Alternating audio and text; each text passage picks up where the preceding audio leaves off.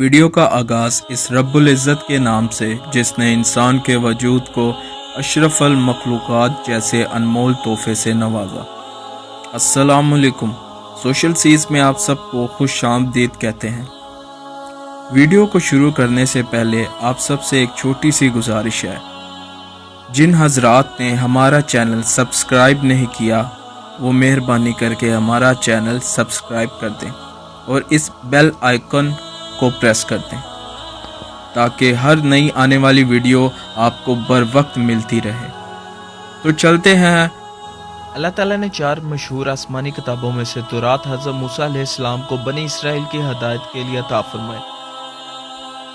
ان کی قوم نے اس پر عمل کرنے کی بجائے اللہ تعالیٰ سے بات کرنے کی فرمائش، کبھی اللہ تعالیٰ کو دیکھنے کے بعد تو تورات پر عمل کرنے کا وعدہ کیا، لیکن یہ قوم کوہ طور پر اللہ کا حکم سننے کے بعد بھی حضرت موسیٰ علیہ السلام اور تورات پر ایمان نہیں لائے۔ پھر کھلم کھلا اللہ کو دیکھنے کے مطالبات پر غضب خداوندی کی وجہ سے 70 افراد کو جلا کر ہلاک کر دیا۔ اس کے بعد حضرت موسیٰ علیہ السلام کی دعا پر دوبارہ زندہ کیا گیا اور ان کے سروں پر طور پہاڑ کو بلند کر کے تورات پر عمل کرنے کا وعدہ لیا گیا۔